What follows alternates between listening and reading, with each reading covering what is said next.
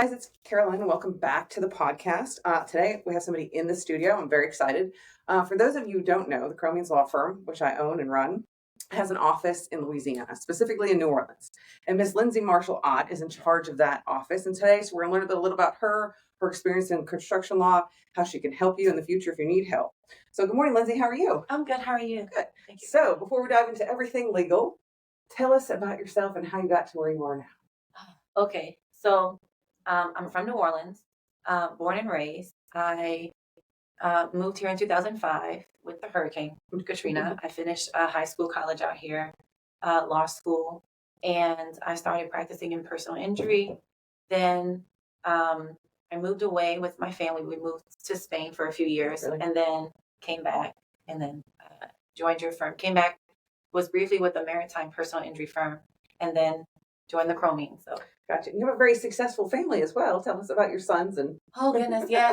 Well, I have two little babies, 3 and 8 months. So oh, goodness, yeah, that's a lot. Yeah, they are a lot, but they're fun. All right, so tell us, why did you go to law school? The truth is, my mom wanted to make sure we had a future, so she encouraged us to make sure that we go to law school, at least to have that degree and have some opportunities. So. Did that, and I'm very happy. I did. So, how was that transition kind of forced from Louisiana, from New Orleans to Houston? How was that on you? What was that experience like? What do you mean? Oh, like we moved for Katrina. I mean, it sucked at the time because I was younger and I just wanted to be home. So the first 2 years when I finished high school, I was not happy. But then once I went to college, I was happy to have made that transition and been here. So gotcha. It was tough the first few years, but then I adjusted. Gotcha. Where'd you go to college? University of Houston. Yep. And then law school? Law school, Thurgood Marshall School of Law. So gotcha. Both in Houston, right next door to each other. Yes, very nice. All right, well, tell us about some of your favorite client success stories. Okay, if I can share 3. Yeah. One was as recent as last week. We have a really nice client, and it was a construction case. He really just needed to get paid.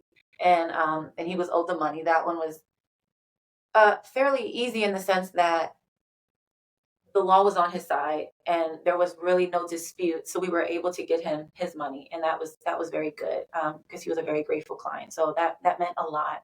And I felt really bad that he had to wait, all that time just to get paid, but we were able to get him paid. So that was nice. We also had a case with the firm it was the residential property issue. Mm-hmm. So it wasn't quite construction, but it was very rewarding because our client was being accused of, was trying to be wrongfully evicted when she owned her home. And so that was a very meaningful case to help her, especially because she was also a cancer survivor. She was undergoing recovery treatment. So that was a really stressful one. And I'm happy we were able to help her.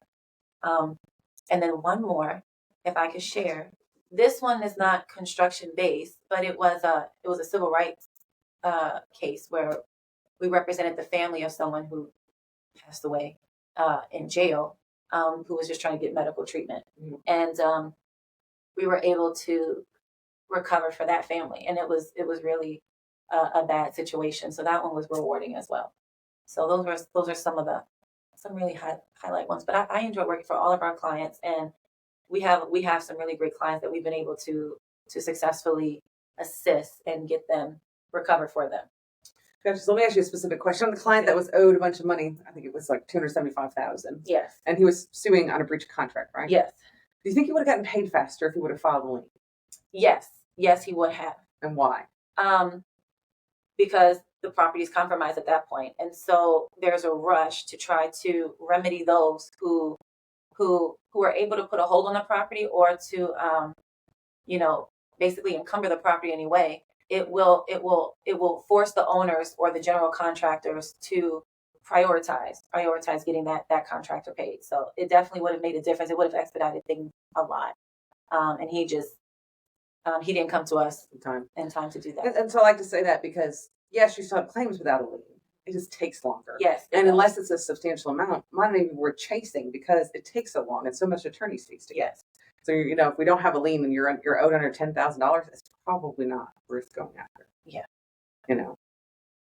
Yeah. The smaller value cases, I mean, every dollar counts, but it's tough. This is not a fast process, so it's time consuming, and we try to expedite everything and prioritize. Having a lien definitely helps move that process along, and then when you're dealing with reasonable parties, sometimes it's easier to try to get a resolution faster, but we can't control it. No, I understand. So, and this is not a dig on our current clients, but if you had the ideal client, what would they have to give you to turn over to litigation? Okay. Let's say on a collection file.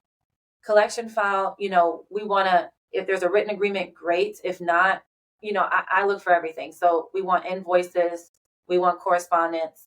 If there's photographs of the project, we want everything, every document that would have gone with that transaction helps us, because it helps us to see the big picture clear. It helps us to know how to address the other side. We can start getting into the meat and potatoes.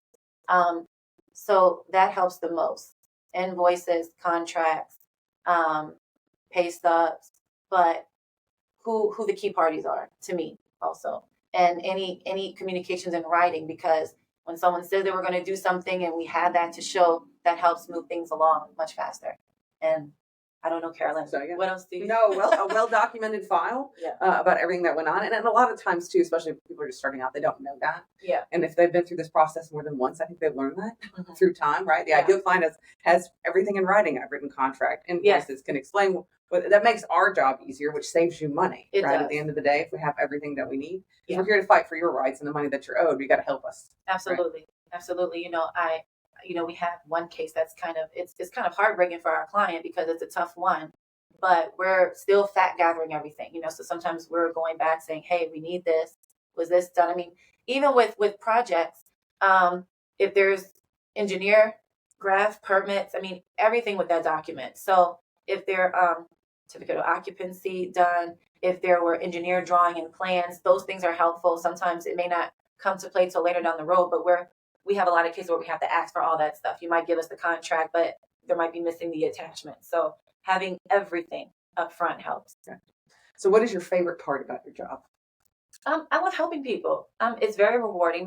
I enjoy helping all of our clients. And the truth is that most cases really are resolvable. What we can't control is we can't control always how fast and how cooperative the other side is or the court system. But usually everything can be remedied. And I love working with our clients and helping them. I also love our team. We have a great staff here at the Cromeens Law Firm. And so I love working here. I love working with the team. I love working with Karalynn. Oh, thanks. Absolutely. It's a lot of fun. We're always growing and changing. Yeah. Well, I have a question. As an attorney, which do you prefer, arbitration or courtroom litigation? So, to be honest, it might be shifting. Arbitration might be shifting a little bit. Maybe arbitration, slightly more. I'm very familiar with the court system, and we have a lot of cases in court. It is nice to have a little informality with arbitration. Sometimes, and I guess the curse with that sometimes can be to push people to realize that there's pressure. I mean, court is not always fun. More attendances, more hearings. But sometimes it can push parties to do things that they otherwise would kick the can on. And so I'm kind of with both, gotcha. But arbitration is nice sometimes because we can take care of things a little more informally, especially if things can get worked out. It's helpful to do that. And it's faster than the regular court system. Faster. It is very fast. It costs more up front. It is more expensive. But I think in the long run, clients save money on it because they're not in all those court hearings. We're not having discovery battles and all that kind of stuff. And sometimes dealing with rural counties, we have quite a few that might be far away and where our clients located, where we're located. So it does help to get someone on the phone and be able to have get decisions done. Awesome. Well, if people wanted to reach out to you, what is the best way? Can you reach out at the office, 713-715-7334 at the Cromeens Law Firm. They can also reach me email, lmarshall-ott at the Cromeens Law Firm. Thank you so much, Lindsey, for taking the time. Thank you guys, so and we'll talk to you on the next episode. Yes, thanks.